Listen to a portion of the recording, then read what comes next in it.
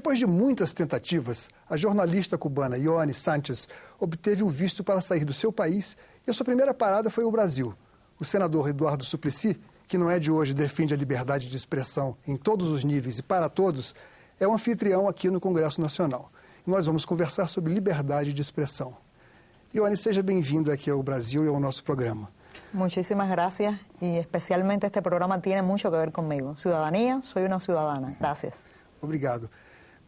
Coincidiu com a sua chegada aqui ao Brasil que um colega nosso aqui da Rádio Senado está em Cuba nesse exato momento. E ele colocou lá no seu Facebook o seguinte comentário. Estava ele em Havana com um motorista, com um condutor, e comentava ele, olha, agora parece que as coisas mudaram porque os vistos para viajar para fora do país estão sendo concedidos mais facilmente. Compreende? Sim. E é o que o motorista comentou, mas para que se a gente não tem recursos e as pessoas aqui quase ninguém pode viajar? Aí eu pergunto a você, Ioani, você se incomodaria de revelar quanto custa a sua viagem, quem está financiando, porque evidentemente você não tem, e inclusive isso é uma pergunta que é jogada muitas vezes como uma acusação contra você. No, agradezco mucho la pregunta, ¿no? Porque me permite explicar cómo este viaje está fundamentalmente apoyado en otros ciudadanos, ¿no?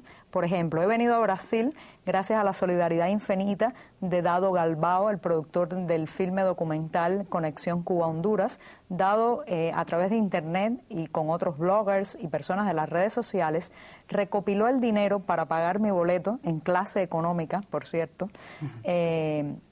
para venir a Brasil y después pues también salir de Brasil. Y ha sido fundamentalmente en Brasil una solidaridad ciudadana total, ¿no?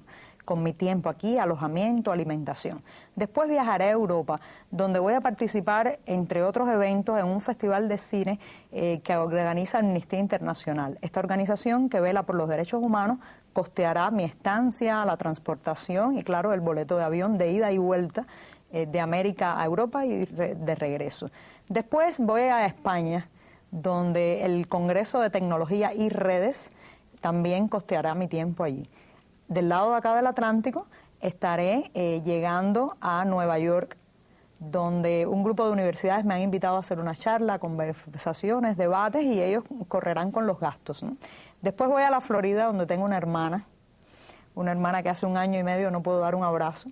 Mi hermana es farmacéutica y ha estado ahorrando todo este tiempo para poder costear mi pasaje desde la parte del mundo donde esté hasta la Florida. Y a partir de ahí el viaje se vuelve un poco más caótico, ¿no? Probablemente vaya otra vez a España, otra vez a Argentina, pero siempre financiado con instituciones de corte académico, tecnológico. Ningún gobierno ha dado un centavo, ningún partido ha dado un centavo para este viaje. Son personas, ciudadanos pequeños, instituciones académicas y también los organizadores de premios de periodismo, derechos humanos que yo una vez gané y que nunca pude ir a buscar. Senador, o senhor que tem sido militante das liberdades no país já de tanto tempo, creio que o senhor tomou a frente com toda certeza da defesa da Ioani, uma das manifestações que aconteceram após a chegada dela aqui. O senhor acredita que há algo por trás disso? São manifestações espontâneas ou há algum interesse em que não haja liberdade de expressão como um todo, porque em Feira de Santana foi impossível exibir o filme e o senhor teve que partir para a defesa mais veemente da Ioani? O que aconteceu? Caro Paulo Acris, primeiro, parabéns por aqui trazer a Ioani Sanchez. O mérito da TV, não o meu. E a toda a TV Senado, mas eu quero dizer que aqueles manifestantes que inclusive chegaram a chamar-me de traidor, alguns deles, e falaram de maneira ofensiva para com Ioani Sanchez, precisam perceber que para o seu próprio objetivo, expresso tantas vezes, de que é necessário acabar o que os Estados Unidos acabe com o embargo, na expressão usada nos Estados Unidos, pelo Congresso Nacional, e com o bloqueio em relação a Cuba, econômico, financeiro e cultural, nada melhor do que a vinda de Ioani Sanchez depois da aprovação da nova lei migratória cubana, que vai permitir aos seus cidadãos poderem sair e voltar de Cuba. Este é um sinal que me levou, inclusive, ainda há poucos dias, no 19 de janeiro, eu encaminhei, através do embaixador Alfred Shannon, dos Estados Unidos no Brasil, uma carta ao presidente Barack Obama, onde eu assinalo isso. Que bom que agora, com a nova lei migratória e com a vinda de Ioane Sanches, que vai, agora ela acaba de nos revelar, a Nova York e a Flórida, quem sabe possa você e Ioane dialogar nesta oportunidade com o presidente Barack Obama para que ele perceba de como este sinal é tão importante. E estas pessoas que vieram protestar e fazer xingamentos, e inclusive, se é a vontade do embaixador Carlos Zamora Rodrigues, que eu encaminhei hoje ao embaixador Carlos Rafael Zamora Rodrigues, que pudesse vir aqui à Câmara dos Deputados, ao Congresso Nacional, se estivesse aqui conosco, poderia estar dialogando para esclarecer, inclusive para poder ouvir da própria Ioane Sanches. Eu acredito agora temos a oportunidade, inclusive, sobre aquilo que ouvimos quando Ioane Sanches, perguntada, disse a sua opinião sobre estes temas. O fim do embargo e do bloqueio. E aqui nós vamos perguntar de novo sobre isso. Então, eu vou deixar para você, porque o tempo aqui, eu só quero dizer uma coisa, inclusive aos meus companheiros de 33 anos do Partido dos Trabalhadores. Nós fundamos o Partido dos Trabalhadores para construir uma sociedade justa. Construção do socialismo está no nosso programa através de meios democráticos, da democracia, da liberdade de imprensa, de ir e vir. Então, o companheiro, o presidente Lula, a presidenta Dilma Rousseff, que disse diversas vezes que ela prefere muito mais o barulho da liberdade de imprensa, da democracia, do que o silêncio da ditadura. Ou seja,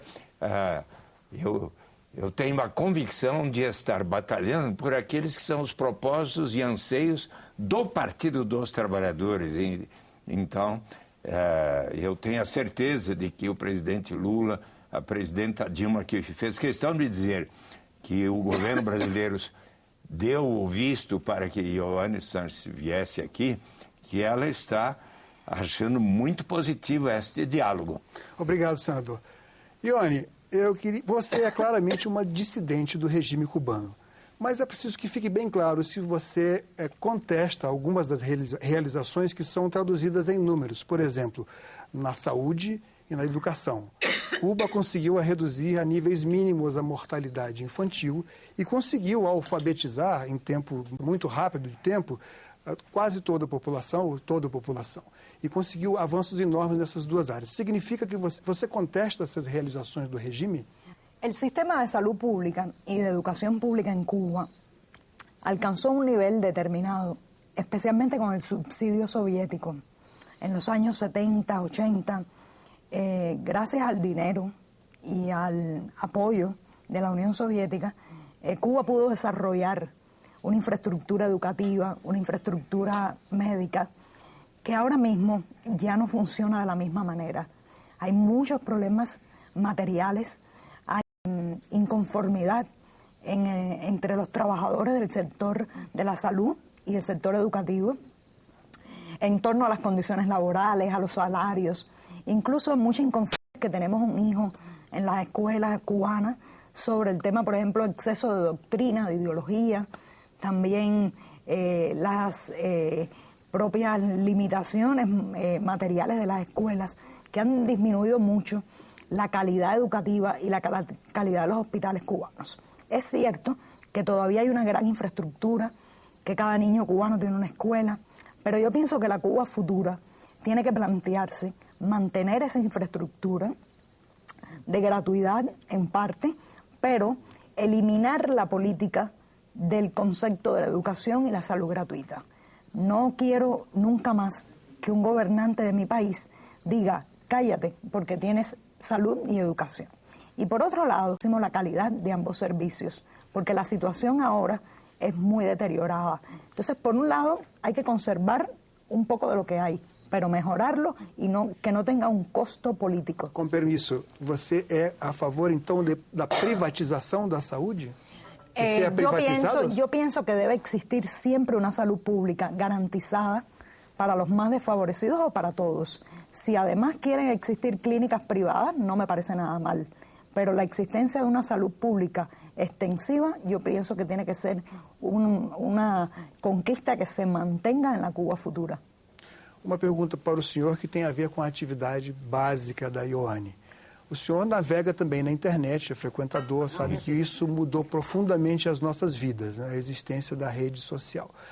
Mas essa rede social também é utilizada por outros meios e por países mais poderosos para espionar, para subtrair dados, para outros fins que não sejam, evidentemente, os fins sociais. O senhor acredita o que deve acontecer com a regulação da internet aqui no nosso país?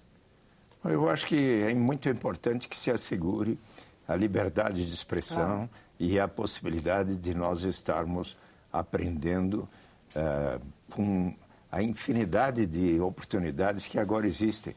Inclusive, por exemplo, inúmeras universidades norte-americanas, como a Universidade de Harvard, MIT e acho que de Stanford e outras de Los Angeles, que passaram a prover aulas de extraordinária qualidade sobre, por exemplo, eu já me programei de assistir um curso que estão dando sobre como combater a pobreza. O outro curso sobre justiça, que são os temas sobre os quais eu estudo muito e como professor de economia, economista, eu quero muito aprender e agora acabei de descobrir que se eu me dedicar 2 horas por dia, todos os dias, se eu puder, eu vou poder aprender mais e mais e graças à internet. Claro. Então, estas oportunidades devem ser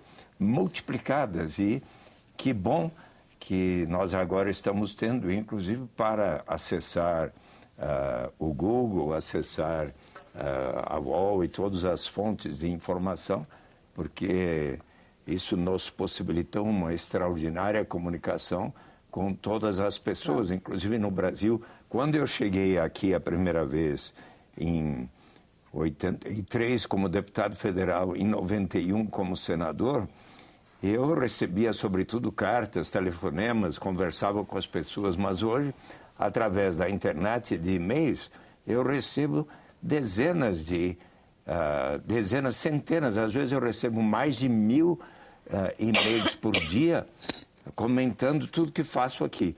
Hoje já começou uma porção uma enxurrada de comunicações dizendo que bom que você está dando guarida à vinda da Ioane Sanches. Eu até quero dar à TV Senado, e a Ioane já conhece, mas eu quero aqui dar a cópia da minha carta ao embaixador Barack Obama, ao presidente Barack Obama, que eu me referi há pouco, onde eu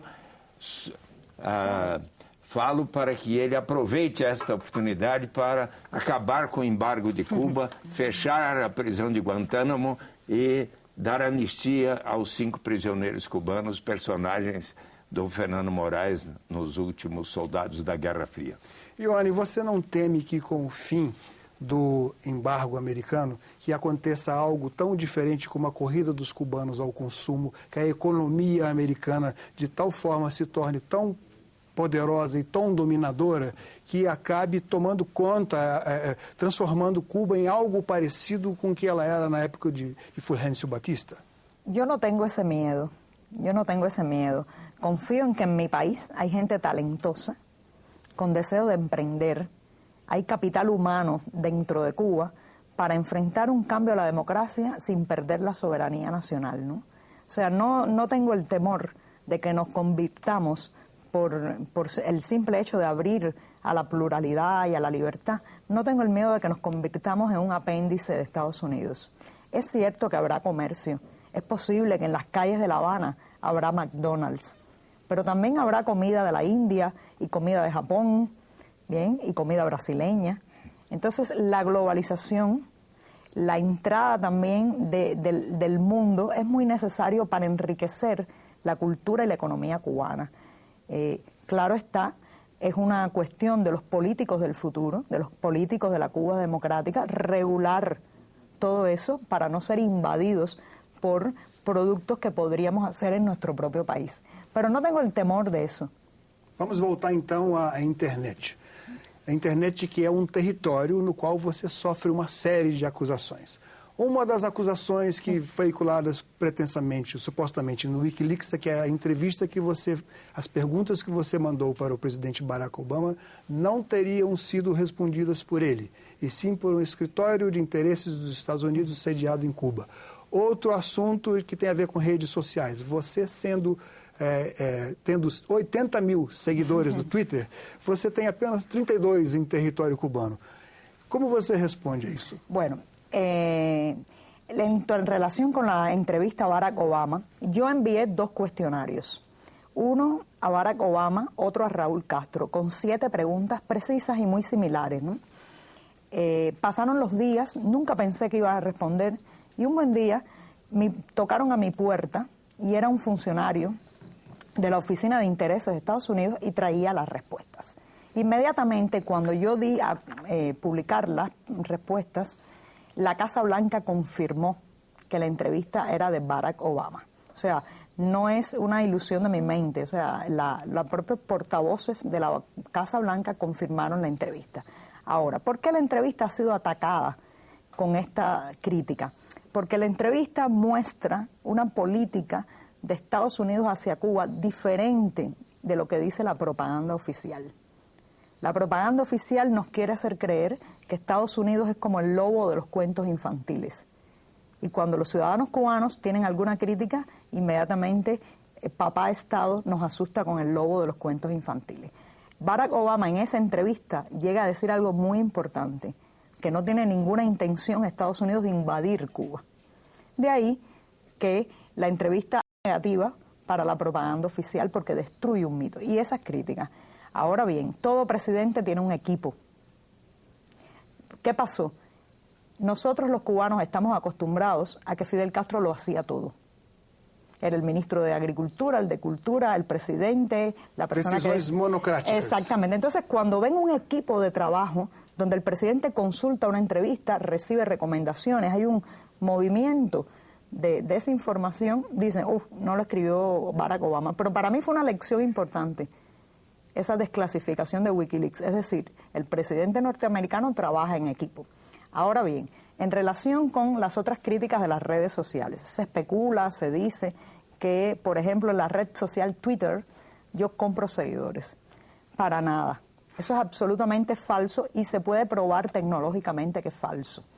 Porque la curva de crecimiento de mis seguidores tiene mucho que ver con qué me pasa a mí en la vida. Cuando una persona compra seguidores, hay un aumento constante porque paga por una cantidad X, ¿no? Hoy mismo, cuando yo llegué a Brasil, la curva de mis seguidores subió. ¿Por qué? Por la pasión que genera en la gente. No tiene que ver con la frecuencia de un seguidor comprado, sino con la pasión de los lectores. Ahora, ¿cuál es la otra circunstancia? Lectores en Cuba, ¿cómo? Si los cubanos no tienen acceso prácticamente a Internet. Me encantaría que más de la mitad de mis lectores en las redes sociales fueran compatriotas. Pero eso tiene que pasar porque el gobierno cubano autorice a que podamos acceder a Internet. Ya el cable de fibra óptica con Venezuela está instalado hace 2 años. ¿Dónde está Internet entonces? Senador, uma pergunta para os dois, já que o nosso tempo é muito curto. É possível manter a situação em Cuba, o regime atual, se não fosse uma preponderante, uma acachapante aprovação popular? Compreende? Olha, eu acompanhei de perto a evolução da Revolução Cubana, também tive e tenho admiração pelas conquistas na área da saúde, da educação. Já estive em Cuba 4 vezes, já estive, inclusive, me voluntariei um dia para a construção de habitação junto a eles. Já estive, na última vez, fui convidado pelo encontro anual que se faz me perdoe, dos economistas seja breve. e tal. Mas eu me lembro, quando vem essa situação, que certa vez, um discurso que muito admirei do presidente comandante Fidel Castro, dizia que os imperialistas lo que tienen es el miedo é nada mais que el miedo. E eu fico pensando como o presidente Fidel Castro, o presidente Raul Castro, o embaixador Carlos Zamora tenham medo de Ioannis Sanches. Quando leio as critérios do cotidiano da vida de Cuba no blog Geração Y, o que percebo é que são observações de bom senso, finas e não ofensivas, do que muitos discursos que diariamente eu vejo a oposição fazer aqui, meus colegas no Senado, ao governo da presidenta Dilma, ao governo antes do governo Lula. Então, eu acho que não há razão de ter medo da Ioannis Sanches. Ioannis, eu faço a mesma pergunta para você, se seria possível que o regime continuasse se não fosse uma grande aprovação popular. E a última pergunta seria, como você acha que os cubanos veem a você mesma? Bueno, yo pienso que cada día más los cubanos despiertan y empiezan a exigir al gobierno no solamente reformas económicas, sino también reformas políticas, despenalizar la discrepancia, aceptar la libre asociación, aceptar la libre expresión. Pero ¿qué ocurre? El gobierno cubano tiene miedo porque durante muchos años, décadas, ha tenido todo atado y bien atado, muy cerrado. Sabe que si abre un poco en las reformas políticas va a perder el poder, lo va a perder. Porque cuando los cubanos puedan escuchar otras voces, cuando puedan mirar que nosotros no somos los monstruos que dice la propaganda oficial, algo evidentemente va a cambiar en la vida nacional para siempre. Ahora bien, ¿por qué Internet? ¿Por qué el miedo a Internet en Cuba? Bueno, porque Internet es la posibilidad de informarse en paralelo a los medios oficiales. Internet es la posibilidad de comprobar que ni Cuba es el paraíso ni el mundo es el infierno. E Internet es la manera de conocernos a nosotros mismos. Y eso, para el gobierno cubano, es una situación que es muy frágil, o sea, fragiliza y le hace perder poder. E que imagem você pensa que os cubanos têm de Ioannis Sanches? Muy diferente, muy polarizada. Algunas personas en la calle me dicen, pienso como tú, resiste, y la propaganda oficial dice mercenaria, agente de la CIA. Pero bueno, he aprendido a vivir con esa polarización, porque sé que Cuba es por el momento un país donde se está haciendo una lucha ideológica, ¿no? Graças. Muito obrigado, senador. Muchas gracias. Muito obrigado. Muchas gracias. Cidadania entrevistou a jornalista cubana Ioannis Sanches e o senador Eduardo Suplicy sobre o tema liberdade de expressão. Mande suas críticas e sugestões para o nosso programa. Se quiser baixar uma cópia, o endereço é o mesmo, www.senado.leg.br/tv. Obrigado pela atenção e até o próximo Cidadania.